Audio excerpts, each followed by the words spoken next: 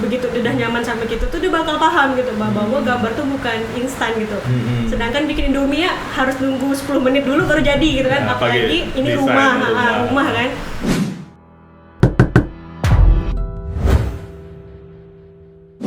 Oke, kembali lagi kita di channel YouTube Underline Atelier. Masih di episode bahas sharing, bahas arsitektur ringan. Di episode ketiga kita bertamu di studionya Bang Tony dan Kak Anggun, yaitu Studio Fast. Kita coba untuk berbagi cerita pengalaman Kak Anggun dan Bang Tony seputar mendirikan studio dari awal, kemudian terinspirasi dari apa, cita-cita studionya seperti apa. Silakanlah Kak Anggun dan Bang Tony. Studio Fast nih mulainya tahun berapa? Habis itu ya ceritakanlah pengalamannya awal bentuknya dengan siapa-siapa. Siap. Sebelumnya kita mau terima kasih nih buat Mas Dian. Kebetulan kami ini memang kawan kuliah ya Mas ya. Kita bertiga satu angkatan, alumni Untan juga, dan mudah-mudahan Mas studio yang kali ini berjaya ya. Amin. Berjaya makin maju. Udah 3 studio nih. Inilah nih ya.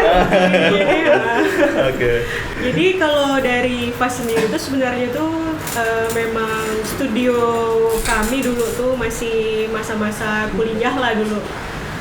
Awal mulanya tuh memang saya sama Tony dan Sadan, ada kawan kita dulu tuh memang dulu bertiga tuh memang senang ikut sembara dulu. Kebetulan juga kita tuh suka ngerjakan tugas tuh sama-sama kan. Jadi pas waktu itu tuh kita pernah ngikutin sembara di tepian Kapuas waktu itu tuh, sembara ini dari PU ya waktu BWSK, dan alhamdulillah tuh kita menang waktu itu tuh. Jadi dipanggillah presentasi waktu itu tuh masuk 3 besar dulu kan, dipanggil presentasi besoknya. Nah kita tuh bingung nih, nggak ada nama nih kan, maksudnya mau pakai nama apa nih kita bertiga nih kan, karena kan waktu itu tuh diminta nama grup ya, nama tim. Jadi bingung lah kita bertiga, nggak sempat mikir, udahlah singkatan dari nama masing-masingnya gitu. Fikri Anggun Sadan awalnya kayak gitu ya, udahlah pakai itu dulu gitu. Nah disitulah mulai awal itu terbentuk Fast tuh gitu Bang. Dari Fikri Anggun Sadan ke Future Architect Studio, itu Future Architect Studio di tahun berapa tuh? Itu tahun 2016 ya. Inspirasi namanya dari kemarin sih ceritanya sih gini, jadi ketika kita udah mulai berpraktek kan, jadi dari awal mula sampai ke 2016 tuh ceritanya tuh panjang. Ada dapat proyek, nggak ada proyek, miskin. habis itu mencar kan, bisa semuanya. Cari pengalaman, karena kan kita bisa jujur-jujuran kalau buka studio tanpa pengalaman tuh kayak kita perang nggak ada senjata gitu kan. Jadi Sadan sempat juga masuk Upland kan, sempat juga dia di Dadu Desain, Anggun sempat masuk di Upland. Nah saya sendiri waktu itu sempat join sama kawan untuk di pengawasan. Jadi cari pengalaman itulah kan. Nah, jadi pas udah itu Sadan memutuskan untuk ke Jakarta. Tinggal berdua. Jadi kan ini apa nih gitu kan. Ngapa enggak Fikri Anggun Studio gitu ya? Tadinya mau kayak gitu. Fikri Anggun Studio kayak PHL pula kan, Patrick Andy Lim kan. Jadi udahlah kita coba cari nama, cari di internet, dan kita pengen masa depan itu arsitektur itu seperti apa sih gitu kan, makanya kita pilih Future Architect Studio gitu kan, dengan beberapa cara kita mendesain lah gitu. Terkait tadi masa depan arsitektur seperti apa, sampai ini studio kita kasih nama Future Architect Studio, berarti tujuannya apakah arsitektur masa depan kota Pontianak seperti desain-desainnya Fast atau ada makna lain lagi gitu? Sebenarnya sih makna lain ya, bukan. Iya sih. Mumpung nggak kita nih punya studio gitu kan. Nah kita kan selalu bermimpi nih Mas tentang bagaimana sih arsitektur itu sendiri itu bakal berjalan di masa depan gitu kan. Nah kayak kalau kata orang-orang dulu tuh kan namu tuh doa gitu kan. Nah makanya kita milih yang namanya mudah-mudahan dengan orang selalu menyebut Fast tuh ya masa depannya tuh ada di sini gitu maksudnya. Tapi bukan berarti kita tuh untuk apa ya, kayak ibaratnya mengecilkan yang lain enggak, tapi lebih kepada doa supaya misalnya kita tuh bisa benar-benar berkarya sesuai dengan nilai yang kita pegang gitu Pak.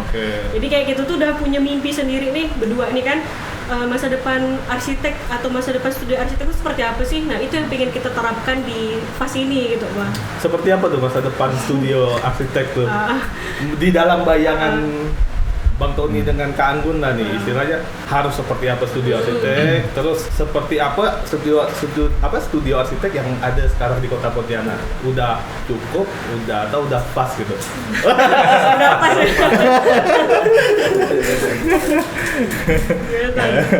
Sebenarnya sih future arsitek studio tuh pada dasarnya kita pengen desain itu by research awalnya gitu kan, by research. Jadi keputusan desain itu bukan berdasarkan cuman ke estetik, tapi bukan cuman keamanan struktur dan kenyamanan di dalamnya, tapi kita research di mana kita mencari nilai esensi dalam sebuah desain. Misalnya kita desain masjid, esensi masjid itu apa sih? Kita research jangan sampai desain kita tuh cuman tempelan-tempelan belaka gitu kan. Jadi hal-hal itu yang bikin kita tuh coba mempelajari lebih dalam. Makanya kalau ada desain yang kita dapat itu paling cepat 6 bulanan kita ngerjainnya. 6 bulan? Karena kita di minggu pertama atau bulan pertama tuh pasti duduk di sini diskusi. Ya, coret-coret yang kayak kemarin ada coret-coret di sini. Nah, itulah tuh bahan diskusi kita untuk mendapatkan nilai esensi di sebuah apa yang kita mau desain gitu.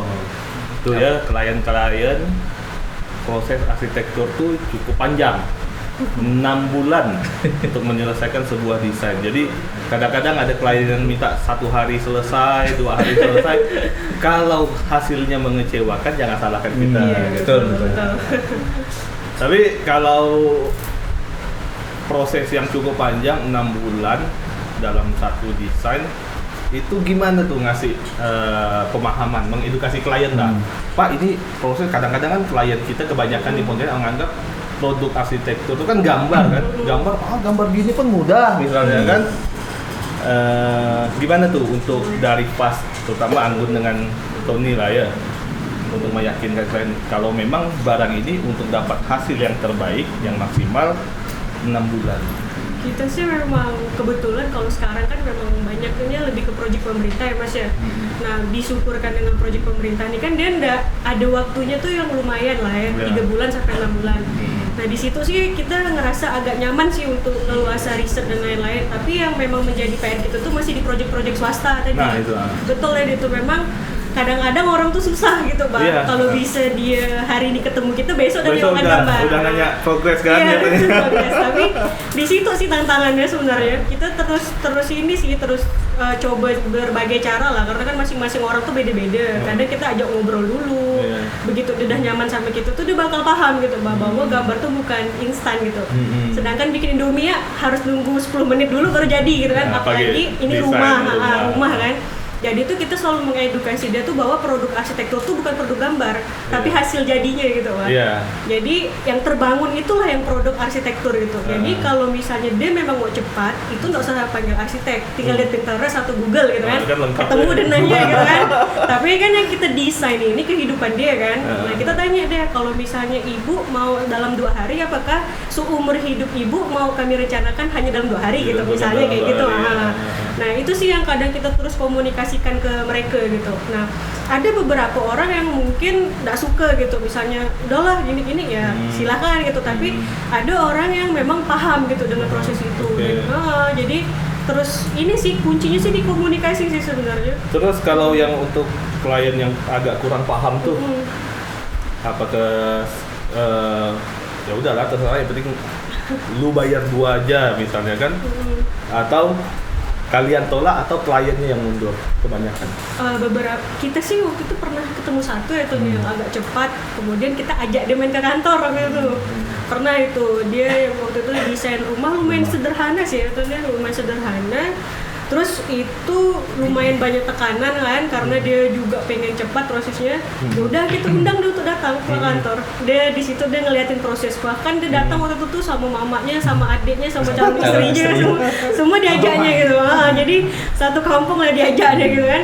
Nah di situ dia paham gitu Pak. Ternyata untuk mengubah warna rumah dia tuh butuh pertimbangan yang banyak gitu. Nah di situ sih kita, kalau nggak percaya coba aja dulu ke kantor gitu kan, kita lihat sama-sama, bahkan kita ulik sama-sama pakai SketchUp dan lain-lain gitu. Oh iya ya, ternyata ya nggak segampang itu ya gitu, misalnya untuk ubah-ubah ini, untuk kita menyamakan persepsi. Apalagi waktu itu tuh kami bersyukur sih pas dia datang tuh mereka satu keluarga tuh lagi yang emak minta yang lain kan, yang calon istri ini minta yang lain, yang adik minta yang lain. Nah di situ dia butuh kompromi kan, dari keinginan dia aja butuh waktu, apalagi kita mau proses dalam gambar. Nah baru disadar, oh iya ya ternyata ini nggak gampang ya Mbak ya sama Mas ya katanya bilang untuk bikin produk arsitektur. Gitu sih. Harapan aku sih untuk video kita kali ini yang nonton bukan cuma dari kalangan arsitek ya, karena memang proses arsitektur itu panjang, bukan cuma sebatas dapat lokasi, dapat luas tanah, gambar jadi denah, jadi tampak, udah selesai. Ada proses menyatukan pemikiran, baik dari tuan rumah, baik dari si tim arsiteknya, cukup panjang. Jadi mudah-mudahan klien kita juga nonton lah. Amin. Jadi sedikit membantu lah untuk proses produk arsitektur di Pontianak lah. Udah memuaskan hasrat pas belum?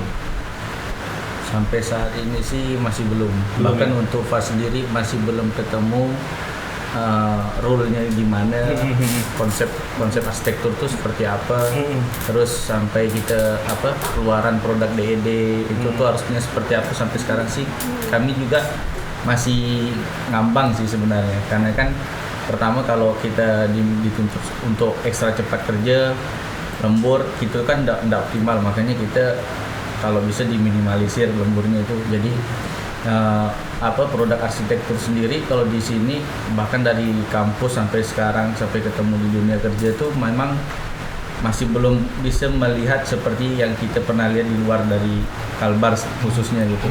Jadi kawan-kawan di Aboda itu udah mainan gambar DED pakai inci, nggak pakai meter, nggak pakai itu, cuma pakai inci. Jadi kita pun seram juga lihatnya kan. Kalau seandainya standar itu dimasukkan ke Kalbar, habis kita semua. Jangan-jangan tukang pun nggak bisa tahu.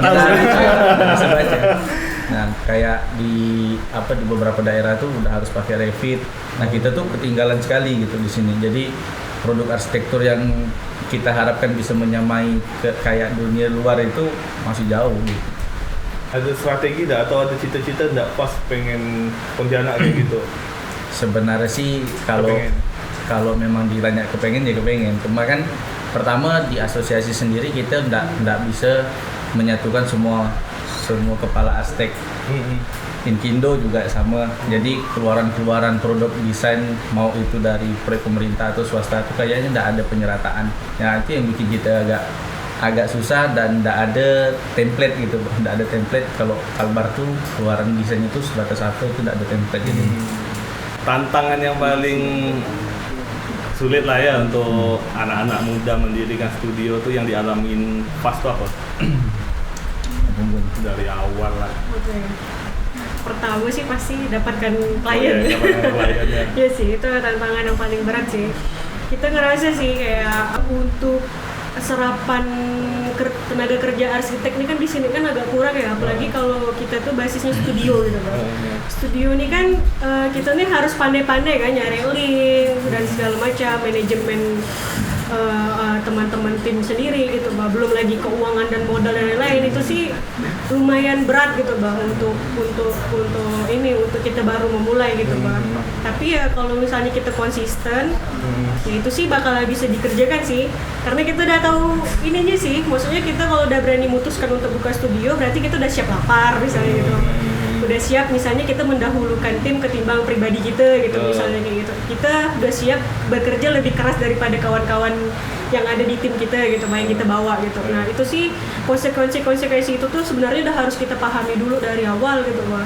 Tapi kalau hanya buka, dulu kan kami ngerasa kan kayak buka studio ini hanya sekedar keren-kerenan aja. Keren-kerenan Kayak apa ya, kayak ngelamar Iya. ibaratnya terus ego Ego. gitu Bang. Aku tak mau kerja sama orang misalnya kayak gitu dan lain-lain. Tapi secara realita kita setelah lulus itu tuh berubah 180 derajat gitu Bang. Kayak kita tuh nggak pernah dilihat gitu Bang. Oh ternyata tuh dunia kerja sesungguhnya di Pontianak tuh kayak apa sih gitu. Kita kan dicekoki nih misalnya kayak star arsitek Indonesia yang dibayar orang tuh misalnya per meternya tuh sampai miliaran gitu kan. Masih kan kepingin kan. Ini nih keren nih. Udah presentasi star arsitek nih keren. Nah, pokoknya 1 tahun nih kalau bisa cuma kita batasi 2 project. Kadang-kadang mereka kayak gitu. Tapi beda sekali sih dengan nanti lah kalau misalnya kawan-kawan semua ngerasa buka studio gitu Bang. Berarti kalau jadi pendiri studio atau jadi founder lo harus siap lebih capek dari timnya ya. Kalau Pasti. saya rasa sih kayak gitu Pasti. Tuh. Lihat pengorbanan abang-abang tuh. Sama ini sih, kalau pertama yang mau kita siapkan tuh pertama pengalaman di lapangan. Yang kedua dari awal pas tuh berdiri tuh kita memang dulu waktu kalau orang bilang kita kerja keras untuk mengumpulkan uang untuk nikah tuh kayaknya nomor sekian gitu. Tapi ujung-ujung bisa nikah kan? Alhamdulillah. Jadi pas kita waktu itu dapat project, yang kita pikirkan tuh satu, kita cari seminar dan kita pergi. Nah itu yang paling penting. IBT Indonesian Indo Buildtech, kemarin juga ASID itu tuh sangat penting untuk kita cari ilmu gitu. Dan Hanabata dulu yang Hanabata seri pertama itu saya juga gitu dapat karena bisa berangkat sendiri, pergi sendiri gitu untuk belajar. Nah disitulah kita buka pemikiran kita bahwasanya arsitektur tuh bukan cuma produk desain gitu Bang. Tapi banyak dalam kehidupan sehari-hari itu nyata gitu Bang. Jadi bahkan sampai ada yang menyetuskan Pak Dani waktu itu bilang arsitektur bukan profesi tapi jati diri. Nah itu yang bikin mataku berbinar-binar gitu. Nah, itu coba dijelaskan secara rinci tuh. Itu maksudnya apa tuh? Nah Mungkin ada di antara adik-adik nih yang apa tuh tentang apa arsitektur itu lagi apa tadi? Jati diri. Jati diri. Ya, nanti banyak yang ini nanti nih, Nah, itulah. banyak yang tercebur. Maksudnya terjebur kemana nih? nahan lapar gitu. Jadi Pak Dani itu dia arsitek tapi dia profesional fotografer. Nah jadi dia pernah di dunia arsitek beberapa tahun. Jadi dia tidak menemukan passion, dalam desain. Jadi ketika dia memegang kamera, beliau langsung bilang ini asik gitu Bang. Tapi yang menjadi targetnya itu sesuatu yang namanya keindahan. Nah indah itu kan banyak, bukan cuma building, bukan cuma estetiknya suatu objek, tapi semua hal dalam hidup tuh indah. Nah dia tuh mendapatkan angle, mendapatkan tone dalam fotografinya itu pakai ilmu arsitek dia yang pernah dipelajarinya. Nah disitulah dia bilang bahwasanya tidak serta-merta arsitektur itu desain gitu. Fotografer, pelukis, pemain musik, kalau memang dia menggunakan ilmu arsitekturnya kayak kita tahu Tulus, coba tengok lirik-liriknya kan, itu tuh semuanya ada nilai arsitektur, monokrom dan lain-lain. Nah itu tuh ya yang dia bilang itulah jati diri arsitek gitu. Jadi kalau memang orang itu udah jati dirinya sebagai arsitek, di kehidupan hari-hari dia tuh memandang sesuatu tuh ya ada nilai arsitektur. Keindahannya. Nah disitulah aku juga secara pribadi mendapat penyegaran lah kan, bahwasanya dalam sebuah desain itu esensinya apa sih gitu kan. Nah itu yang harus ditekankan pada dasarnya gitu. Sama pemilihan mimpi dalam dunia arsitektur tuh bahwasanya ada 2 mimpi menjadi yang studio yang arsitek sama industri arsitek. Nah itu yang benar-benar harus kita pilih gitu. Kalau yang pas pilih apa? Kita sih lebih ke ngarsitek sih. Itu sebenarnya aku juga mau tanya itu. Sekarang kita kan udah untuk PAS, untuk aku kita kan udah punya studio sendiri nih. Kalau di PAS lebih ke apa namanya? Ngarsitektur atau bisnis arsitektur kan kayak gitu kan, atau industri lah. Pilihannya yang mana tuh? Lebih ke bisnis atau lebih ke ini kaitan hidup batin? Berat nih pertanyaan. Sebenarnya sih kita sih pengennya di apa yang arsitektur gitu kan, yang istilahnya makanya kita lebih pada kesempatan desain tuh kita lebih milih apa sih nilai desain yang kita mau angkat, bagaimana sih kita orang tuh bisa mengetahui rumah itu apa sih gitu, bukan sekedar minimalis, bukan sekedar yang kayak rumah-rumah Indosiar gitu, tapi itu rumah itu apa sih gitu kan. Jadi kita lebih ke situ gitu. Nah, tapi pada realitanya di Kalbar belum bisa. Jadi yang kita kejar bisnisnya dulu, ya, industrinya dulu. Kalau untuk pengalaman lah kan, kalau Anggun mungkin pernah ikut perusahaan lain, kalau Tony kan enggak. Itu plus minus ikut perusahaan, tamat ikut perusahaan dulu atau ikut biro orang dulu atau freelance dulu. Enak plus minusnya apa lah? Itu tuh sebenarnya kepilihan hidup sih Mas sebenarnya. Sebenarnya kan kita juga nggak bisa pastikan ke kawan-kawan harus langsung ini ya, harus langsung bisa survive gitu. Iya. Nah, kalau dari ngikut orang sih sebenarnya minusnya tuh mungkin waktu itu tuh belum ketemu perusahaan yang pas gitu lah. Dimana tuh kayak nggak ada terjadi proses diskusi tadi gitu, bahwa sebenarnya kan kita kan anak-anak fresh graduate ya, anak-anak yang baru lulus butuh bimbingan gitu kan. Nah, pas waktu itu tuh pas aku di salah satu perusahaan itu tuh ya aku nggak ketemukan mentor gitu Pak. Ada kasus misalnya ada case kan, dia datang ke kantor, udah kerjakan gitu Pak. Mau gimana nanti udah dapat 3D, udah dapat dana, baru disalahkan gitu kan. Maksudnya itu kan sama dengan proses kita di kampus kan, maksudnya nggak ada beda. Sedangkan kita kan belajar untuk menuju proses yang profesional gitu kan. Nah di situ nggak ada belajar komunikasi dengan klien, kita nggak pernah diajak untuk ketemu klien, kita nggak pernah disuruh untuk presentasi. Sedangkan ya ibaratnya ya kalau bisa kita maaf ngomong, arsiteknya yang penting ngecap kan sebenarnya. Gimana meyakinkan orang kan, tapi kan ilmu itu tak pernah diajarkan kan, nggak pernah dibuka-bukaan bahwa gimana kita bisa meyakinkan orang kan bukan hal yang mudah kan. Banyak kok orang yang hebat render, yang hebat gambar, tapi kalau disuruh ngomong orang nggak ngerti dia ngomong apa gitu. Bahkan ada yang nggak pandai gambar, tapi begitu ngomong malah kan, orang paham maksud dia. Nah, jadi ya itu sebenarnya 11-12 gitu.